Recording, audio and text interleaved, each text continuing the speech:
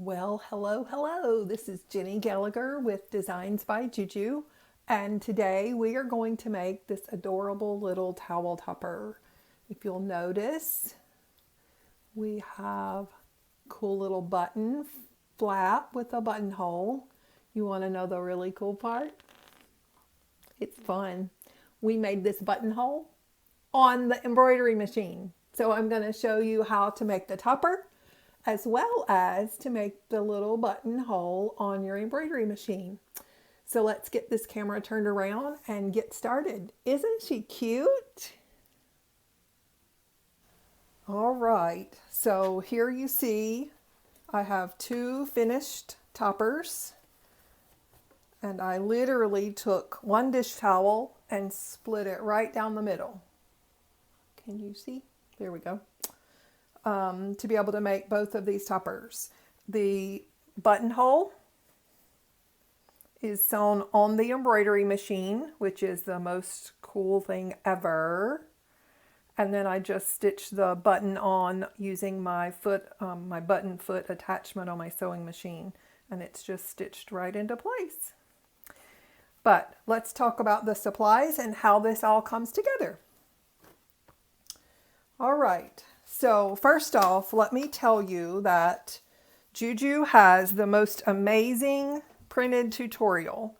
So when you open up your design in your computer, you'll have a PDF file. If you open your design in your software, you won't see this because the software doesn't recognize PDFs as embroidery designs. So you have to access the PDF via your computer, not your software. Does that make sense? And so I love to print off tutorials when I am going to do something new and different so that I have my steps and the images right here in front of me. So we're going to be going by this exactly all the way through. So I'm making a 6x10. The 5x7 towel topper design is supposed to be released in November of 2019. So if you're watching this early before that, it's not out yet. But if you're watching after that, you can look around and find it on JuJu's website.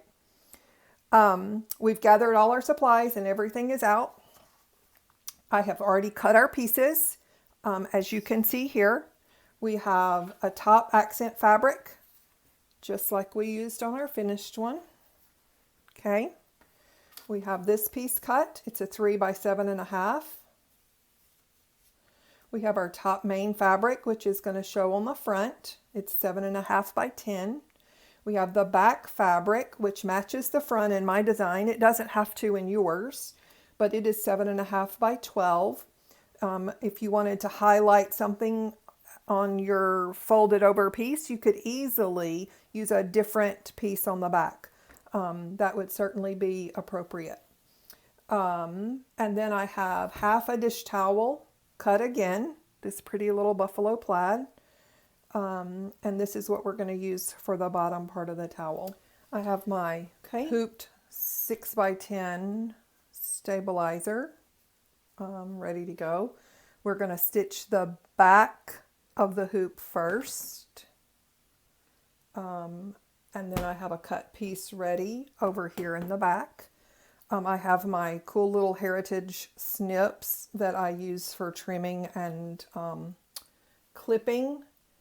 We're going to get everything over here out of the way. And then final supplies include my button and my poker. It's a little device. It's a little dowel out of pillow stuffing, and it makes a great turner, especially when you're turning such skinny little things as this flap to come over with a buttonhole to go on it. So you want to be able to flip that. And so it's got kind of a blunted end so that you're less likely to poke and damage your fabric. Okay. So I think that's most of what we're going to be using. I do have some Scotch tape for a little bit later on and pins that we'll be using here and there. We'll put the button up here out of the way so we don't lose it. And the first thing we're going to run is our back. So I do want to show you something about the designs. So because there are two designs that look a lot alike, this is the back and this is the front. So when you load this into your machine, you'll have to look carefully, especially if you have like some of the machines with the black and white screens and they're not real clear. Some of the machines have not so great picture quality. So looking for this band can help you distinguish which piece is which. Okay. So looking at your screen, you want to use the pictures in the PDF tutorial to be able to distinguish the different parts. So see right here where you have the band on the front. You can see that in the tutorial. And then the back design, which is down here on my machine, it loaded right there. You'll see there's no band. So even if you have one of the machines where it's difficult to see what you're doing, to see the whole design, you can look for those two differences to be able to identify them. We're going to load the back because the instructions are clear that we absolutely must stitch the back first. Okay, so then we have 3 frames that we are going to stitch. I have chosen to use 1 spool of thread. I'm using my gold all the way through the design. Okay, so let me sit this right here so I can get things going. All right, so we have our stabilizer hooped on the machine and we're going to stitch frame 1 just like the directions specify.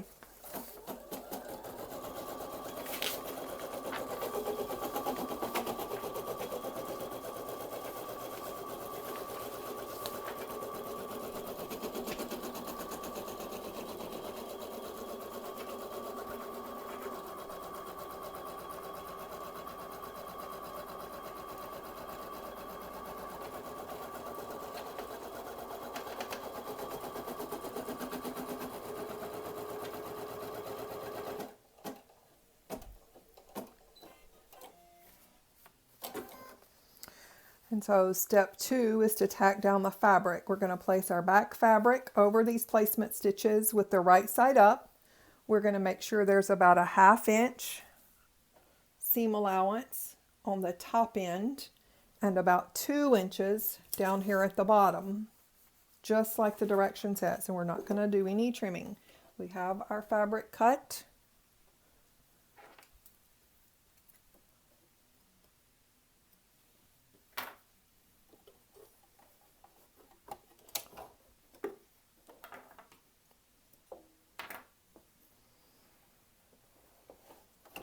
See if I can show y'all. It's hard to see gold stitching on my white stabilizer, but we're going to make sure that the fabric comes just a little bit above it. That's about a 1/2 inch, and that leaves us about 2 inches down here. I'm going to show you those 2 inches with my ruler. I'm going to fold it up to the edge of the stitching, and there's about 2 1/8 of an inch down here. So that's exactly following the directions. We're going to hold this down flat. I didn't spray, pin, or baste anything in place. We're only running 1 row of stitching, so it shouldn't be too difficult to get this to stay in place. If you're worried about it or your machine is prone to bunching fabrics up, then you could tape or pin right around the edges just a tad.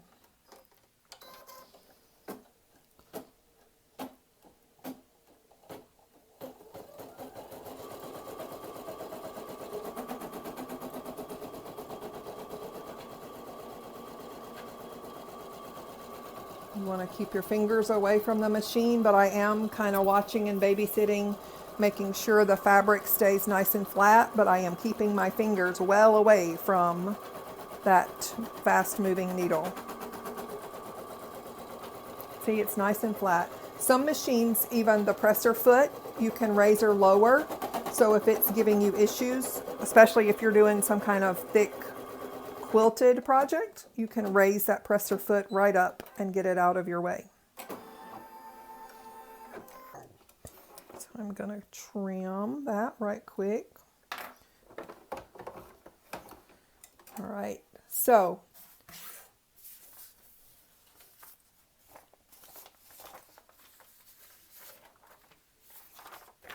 step 3 of the stitching is just going to be the quilting stitches, as you see in the PDF instructions.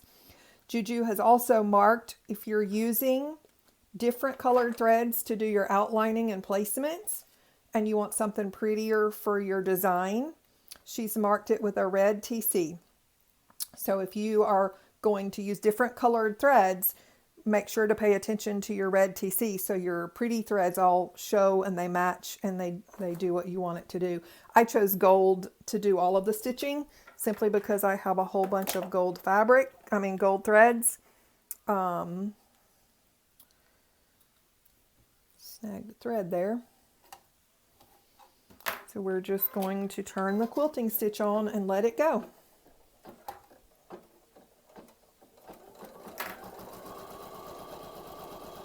You noticed I do try to keep my long threads trimmed when I'm stitching. Sometimes I will even hit the green stop button in the midst of stitching to be able to more carefully trim. But leaving long threads, especially if they're jumping from section to section, can be a bit of a problem. Your foot can snag them and stretch and pull your fabric out of place. Okay, so we have finished our quilting stitches on the back piece of the fabric. The directions now tell us that we're going to take this out of the hoop and we're going to trim. So we're going to do that right here. The first thing I'm going to do is I am going to take and trim my stabilizer away from my fabric. This is my method. You could just trim it all around. I trim the stabilizer out first because I'm using a cutaway. The instructions on the PDF do recommend using a poly mesh. It's just not my favorite, so I use another kind of cutaway. Either one is perfectly fine. You can use poly mesh and you'll get the same quality results. I just use this cutaway because it's what I typically use all the time. So because it's a little bit thicker than poly mesh, I'm going to take my rotary cutter and trim all the way around really close, being really careful to not snag my fabric. I'm trimming really close because I'm trying to get rid of excess fabric inside my seam allowance.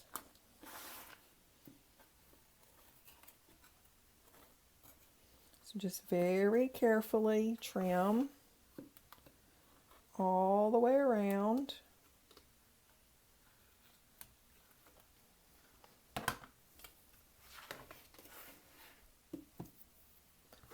And then we're going to take this right out of our hoop. Okay. Going to just cut right across the bottom and pull this right off. So now this is what the back looks like. I'm going to take and trim a little bit of this a little closer, just because I'm trying to thin out that seam allowance just a tad. It makes turning your project a lot easier if you can get rid of some of this excess. You just want to be really careful and not slice into your threads. That would definitely not be good. Okay, so I'm going to trim my long threads, getting rid of anything that's excess. And then we're going to put this aside because we don't need it right now. Okay, we're done with the back. I'm going to lay it off to the side and we're going to get page 5 of our instructions. And we're going to load the front of the topper. Okay, so this was our back. We're going to delete this from the machine and we're going to find the front. We're going to scroll across and we can tell this was the back because it didn't have the band across the bottom. This is the one we want with the band. And so that's what we've got loaded. And our stabilizer is hooped and ready to roll. Again, I'm sticking with the gold thread just because it's easy. I don't have to change spools of thread every frame. So here we go.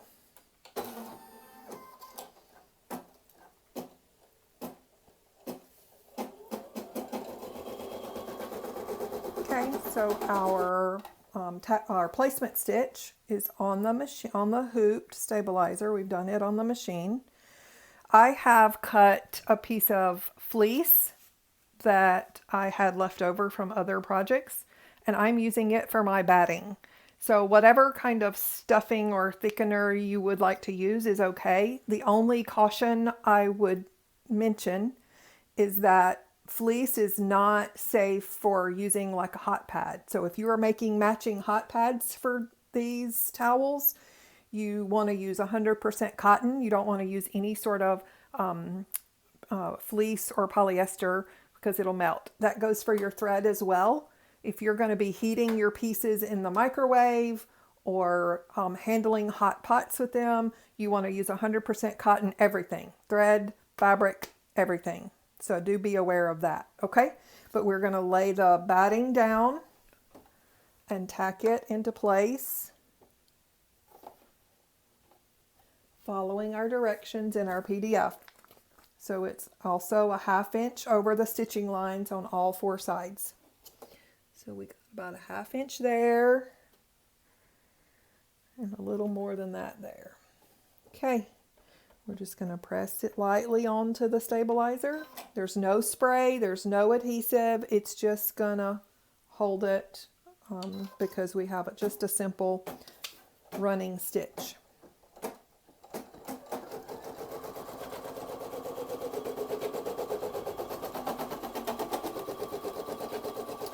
Again, if you need to raise your presser foot because the batting or whatever you're using is a little thicker than this fleece, some machines will do that, and that might be helpful.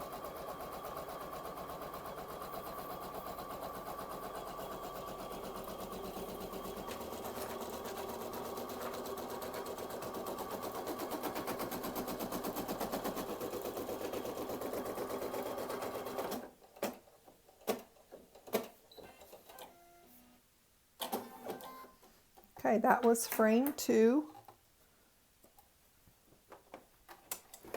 And our next set of directions tell us to remove that from the machine, and we're going to trim the batting all the way around, okay?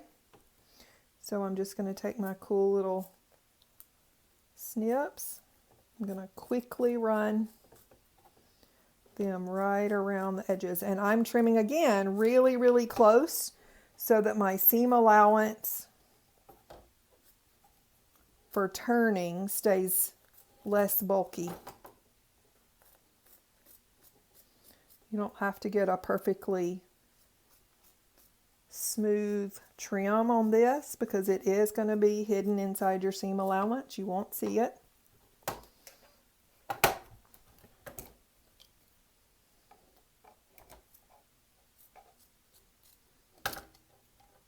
Yes, this would be easier on my table, but I'd have to move my camera back. So, the things I do for y'all. And it's quick. And we're done. Okay? So now we have our batting on. And our next set of directions is the tack down for the fabric. So it says to place the main front fabric over the batting with right side up. Make sure the fabric is at least a 1/2 inch over the batting all the way around. Okay, so our top main fabric is this 7.5 by 10 piece. that we had cut already. We're going to lay it face up. You can kind of feel better than you can see that you have a 1/2 inch between your batting and the edge of your fabric. So can you see that? It's kind of hard to see it on the machine, but you can feel, you can use your fingers along the edge, and it's about a finger width, top and bottom. And we're just going to lay that down nice and flat, and then we're going to run frame 3, tack down for the fabric. Again, I'm going to hold it a little bit in place with the bulkier fleece underneath. You don't want the presser foot grabbing your fabric and shoving it out of alignment. So I am going to hold it. You can pin far edges. You could tape the edges.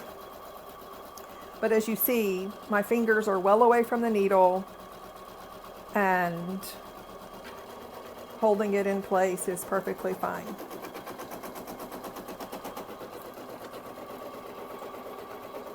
See how quick that is?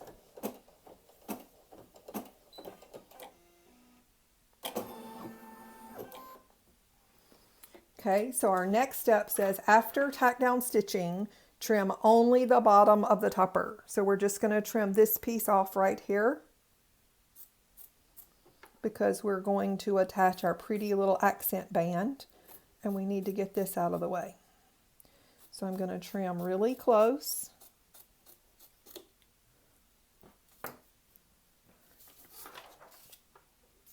And then we're on to page 7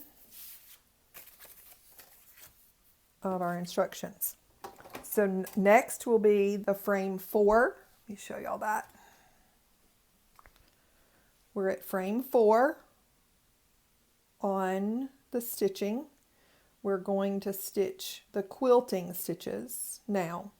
Okay, it's all prepped and ready. Yes, you can see a little bit of the batting. The accent stitching is going to cover that up in a little bit, but we're going to do the quilted stitches now.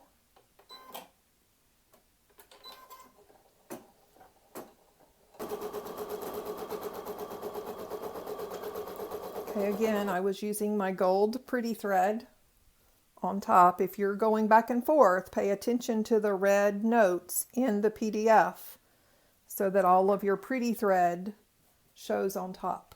Okay, so now we're going to add the accent fabric.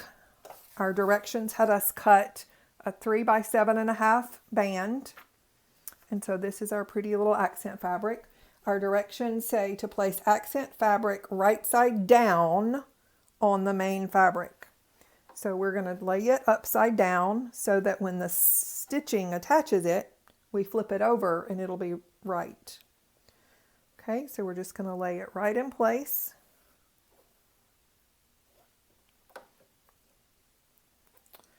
And then we're going to run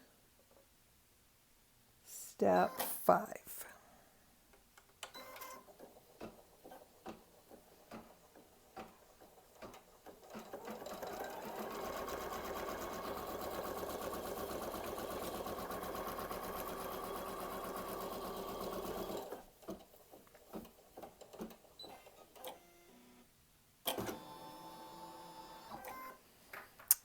So if you changed your color thread, now it's going to go back to the pretty. I'm going to finger press. You can take this out of the hoop or use a little craft iron like I have here and press this down. I find that generally just a nice little finger press across here works nicely. You just want to fold it back nice and flat so that it doesn't snag. And so frame 6 is going to be a little decorative stitching back and forth across here. And I'm just going to hold that in place while it stitches.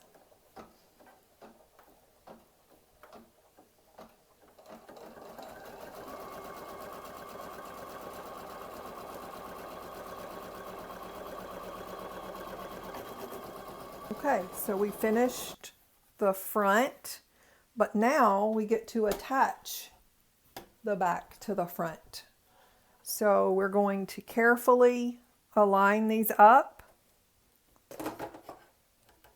and run our last set of stitches. So you do have a little bit of spare room. I'm going to fold this back so you can kind of see. Can you see those stitches? How the back is just a tiny bit larger. So you may not have them lined up exactly, but if you get really close, this is what you should have. So you want to fold fabric back in a couple of places all the way around to make sure it stays in place right. So we're going to turn the hoop around. We're going to fold it down a little bit. Make sure we tweak it just a bit to get the stitches really, really close.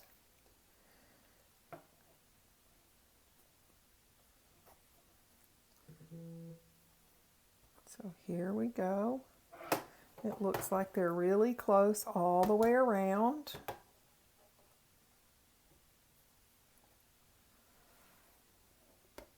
We're going to go over just a tiny bit.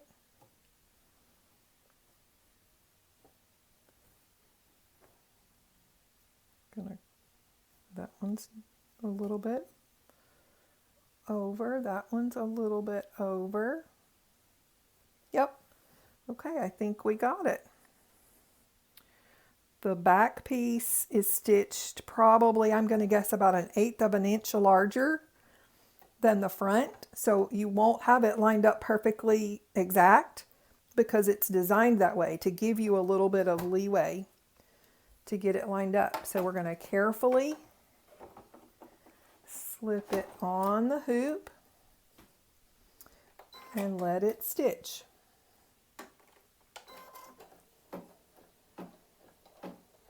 And once again, I'm just kind of securing it so that the presser foot doesn't happen to snag on any of the layers or thicknesses of the fabric.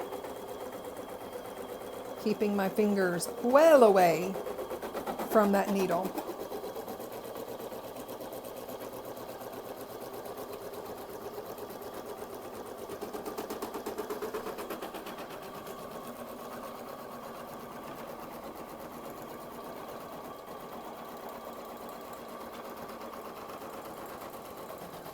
I don't know if you can tell it in the video here, but when we're done, I'll pull it off and bring it up close to the camera.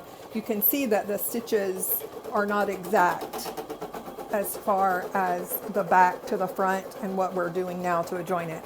That's so you have a little bit of leeway to get it right.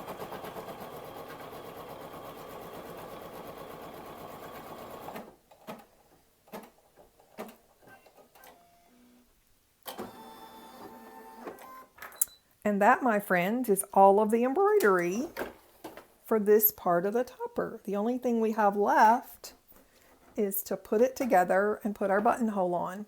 So you can see right here, there's probably close to 1/4 of an inch here.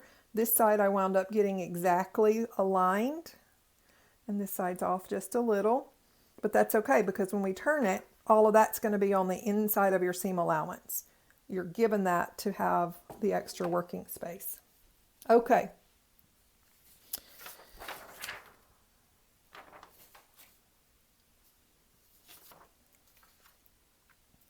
All right, so now we're going to take this over to the table. And let's do a little work.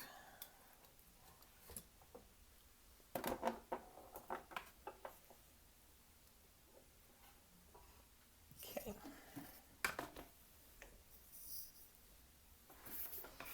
All right, so our directions for this part are to remove the topper from the hoop and to let's start trimming our topper.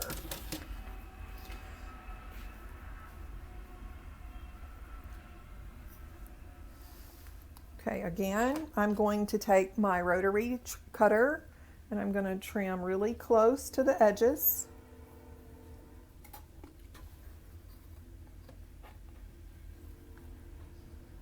Trying to eliminate some of the bulk in the seam allowance.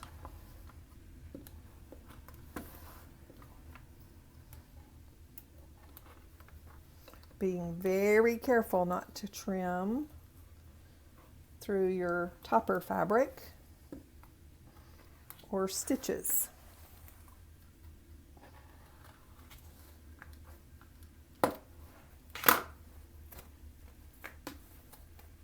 Okay,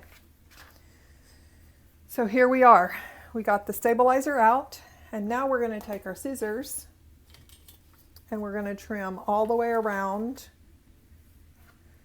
the topper to about, well, the directions say 1/4 inch, and that'll definitely reduce a lot of bulk.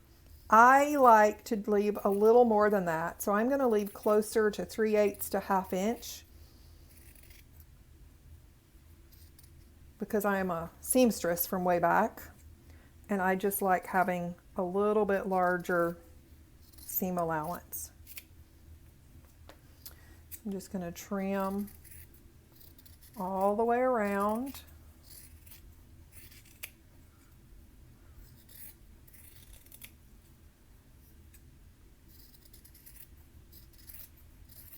Now on the bottom, we're going to leave about 1 inch of fabric,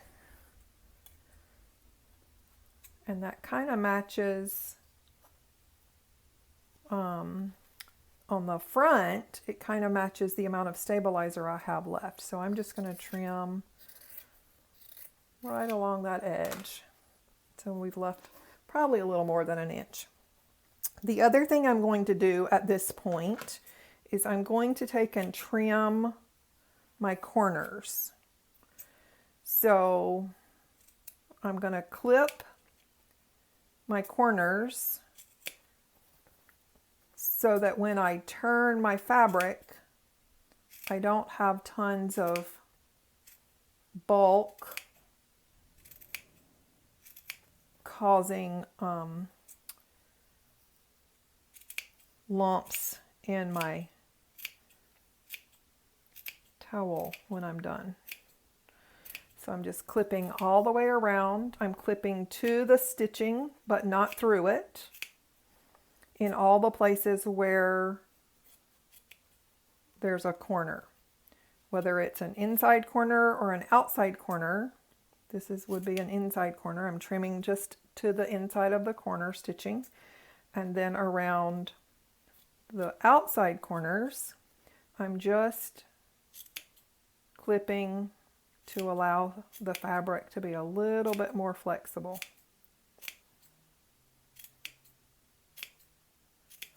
Okay, cut that big old long string off. And then we're all clipped in all the corners, all the curved edges, just like our directions say. All right, so I'm going to finger press this open just a little bit right here. You can take it to the ironing board.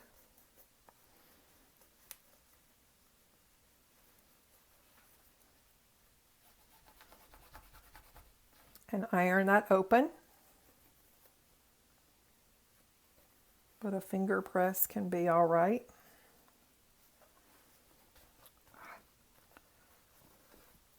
Fabric wants to argue with me today.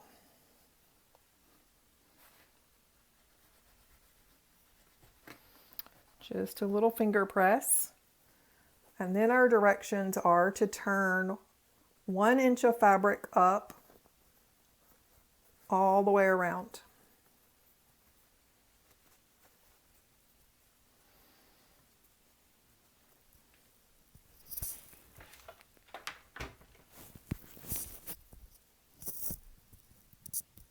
I had to turn the iron on, so give me just a second. It went off waiting on us.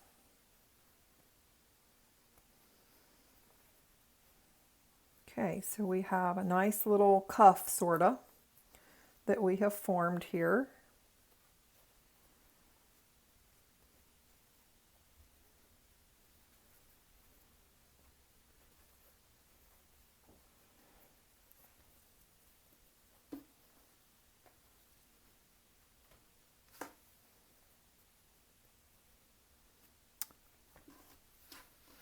We're going to hand press this. And then I'm going to go to the iron in a minute. All right, so we got this pressed into place a little bit, and now we're going to turn our topper. So this is going to take a little finagling, a little finesse, and we're going to start using our little dowel. I'm just pushing against, see if I can show you how I'm doing this. So I'm just pushing against some of the topper, and as the pressure pushes, it literally just almost turns itself. Nice and easy. So you don't want to use anything real pointed, you want to use something blunt. And just keep working it until you get it all turned nice and pretty. And then I take and pull up on my stick, on my dowel, and pull down on my fabric. And that sort of presses the seams and gives you a nice straight edge for your flap.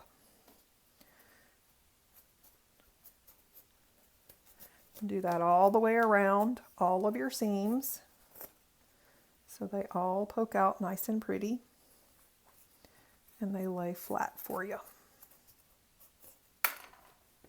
Okay, and then our pressed in cuff just folds right back into place, real nice and easy. So now we're going to take and put our towel inside our topper. So we're going to take and lay this down. We'll iron that when we go to the sewing machine.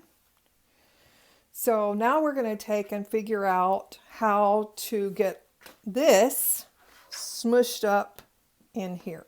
Okay, so there's a couple ways you can do this. One is you can run a gathering stitch either by hand or on your machine at the very top edge of your dish towel, the raw edge that we cut, and gather it up nice and even.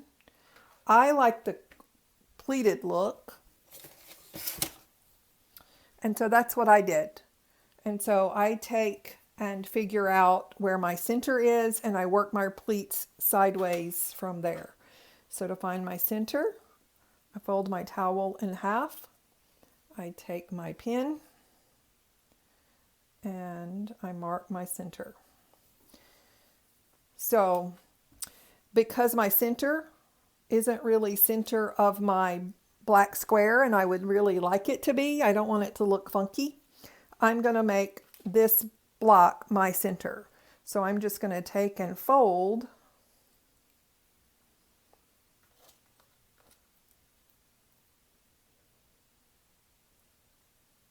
and pin.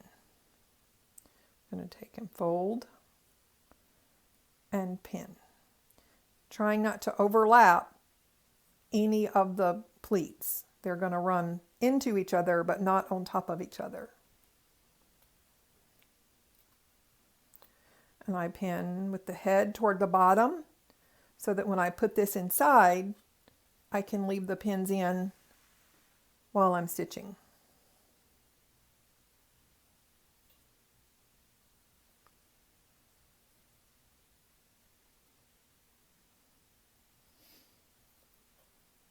Oops, almost did it backwards. So that one didn't come out as even as the other one did. So let's play with the width of our pleats just a little bit. We're going to widen that. And then we're going to adjust this one. And then we have more even pleats. Okay.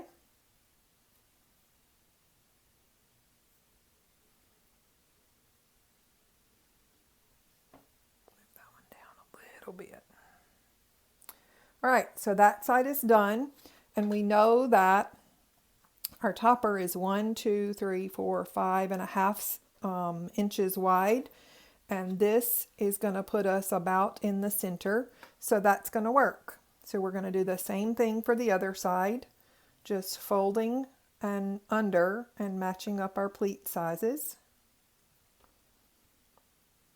Well, that still didn't put my black squares. There we go. Now that looks better. The good thing about towels is the terry makes them a little bit thicker than simple cotton fabric or a tea towel. And so you have a little bit of forgiveness. You have a little bit more room to work. And we just keep folding until we get to the edge. And I'm not including this seam in my pleat because it's already triple thickness. So it comes right to the edge of that and then stops. Okay. So now we should have about the right amount of fabric to put right up in here. And I just lay it down flat on my table, push a whole bunch of the towel up inside there, and then I'm going to pull it down and line it up. I want to try to get the edge of my towel about up in here somewhere, so it's not wasting a lot of the towel, but so I have a good seam allowance. That'll give you about a 1/2 to a 3/4 inch seam allowance.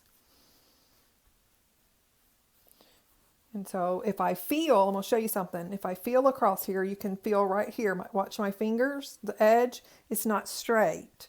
So how do you know that? Well, one, with this fabric, you can kind of see it because the squares, but I could also feel that it wasn't the same height all the way across. And now that's better. It's staying about the same distance all the way across. Okay? So you could, if you don't have a sewing machine, you could take and hand whip this all the way across the front and around the back by hand, and you wouldn't have to have a sewing machine. We're going to take this to the sewing machine, and I'm going to run a row of stitches right here along this edge, just like the directions say. We're going to start about here with our stitching. We're going to back up just a little bit to catch the edge, and then we're going to come down here and do the same thing. So we have our stitches nice and secured. So join me at the sewing machine. Okay, so we're at the sewing machine, and you can see that I have the needle about 1 inch forward of the very edge. And so I'm going to start sewing here and back up to go to the edge, and then I'm going to stitch all the way forward. I also have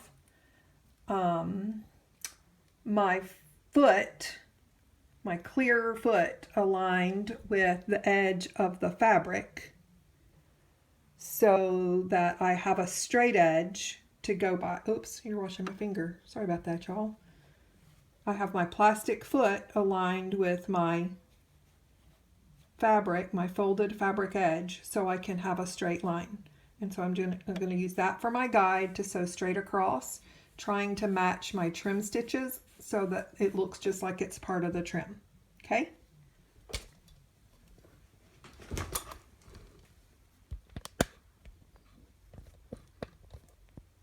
Okay.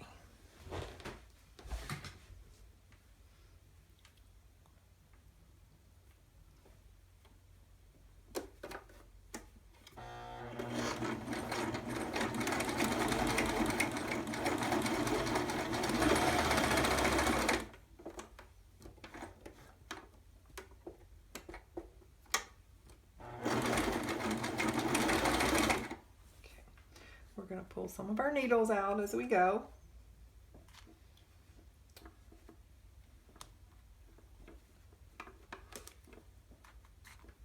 Because I really I don't like going over my needles, but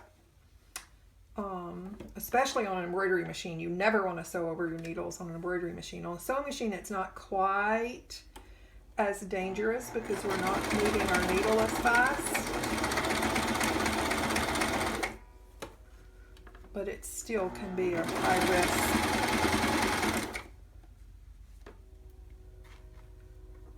activity.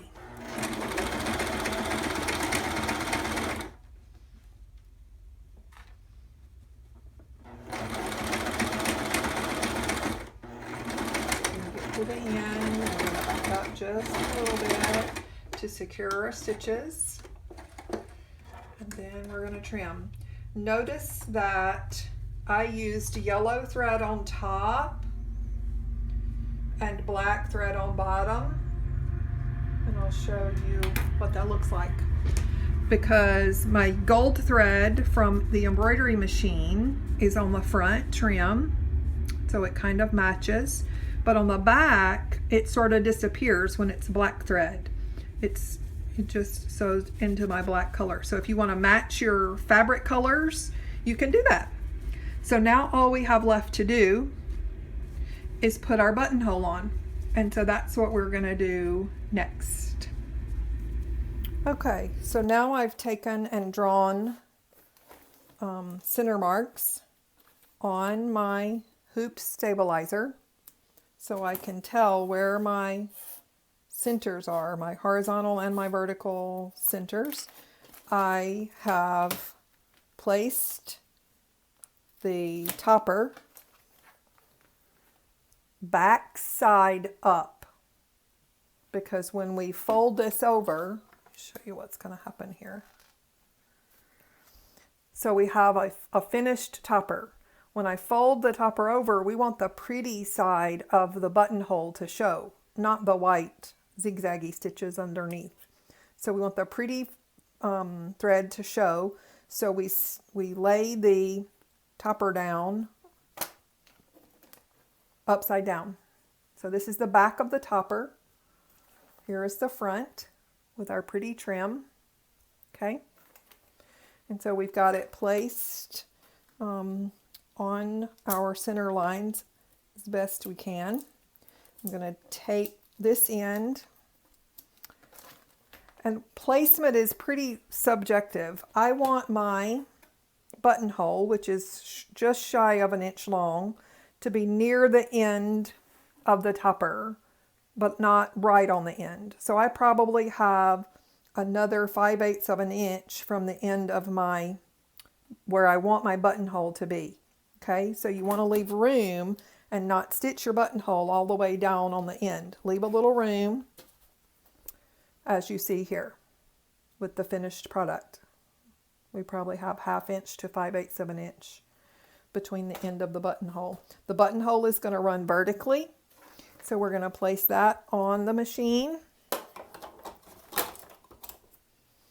And then you can watch the miracle of a buttonhole on the embroidery machine. How cool is that?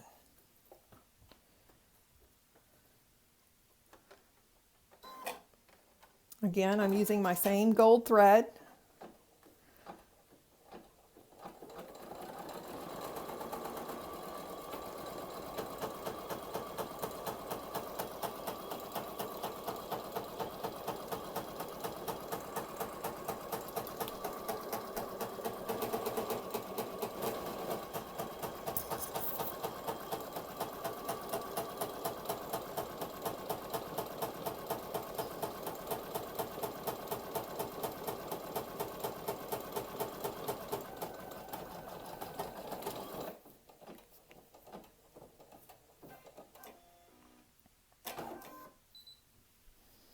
And now, ladies and gentlemen, we are done, except for attaching our button.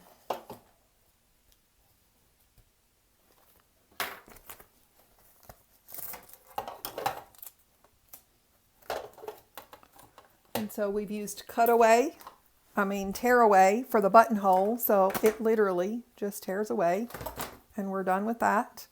And so I take my extremely sharp scissors and carefully, oh so carefully, slice my buttonhole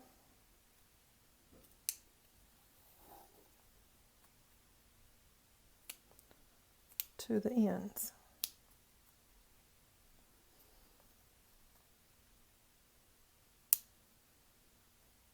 Okay. So it may take a little finagling, brand new buttonhole, but that's going to be my button, and it's going to fit right through my buttonhole. So now, where do I put my button? Well, you fold over your towel topper, and if it's really important that it's in exactly the right spot you want it to be, you can mark it with a pen or a piece of chalk or your fabric marker. But for me, it's not terribly important. I do want some of this fabric to show, and so I'm going to put my pen about there. I'm just going to run it right through the buttonhole, and then I know where to put my button.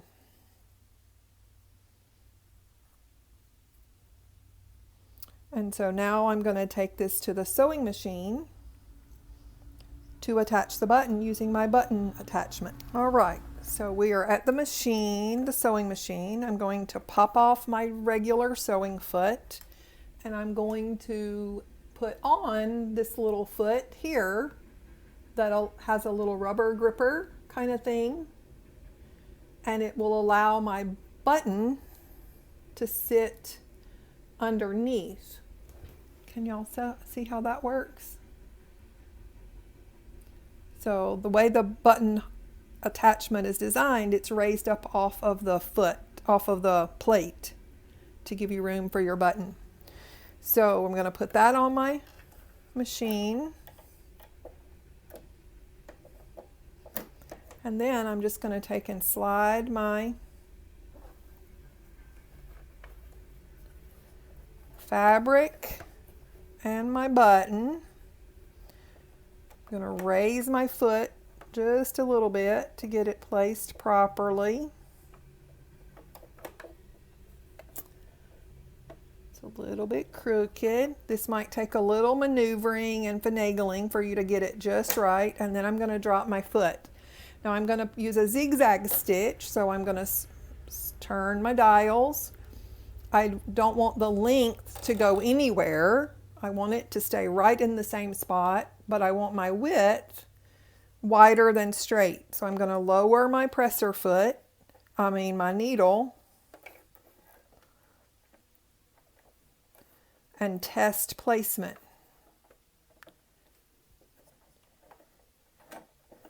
I'm going to lower it by hand, and we're a little bit to the right, so I'm going to shift to the left. I'm going to do that one more time, turning the hand wheel by hand. That ensures that I don't break my needle or my button when I start my zigzag sewing. And so then we're just going to stitch. I don't even have to hold it. If you have 4 holes, you would move that just a bit and stitch a second row just adjacent. So when I get done with buttonholes, I like to give the back 2 pieces of thread a little tug to secure them into place. And I can't even see the black thread now. It's all gone. But now we have our button and buttonhole.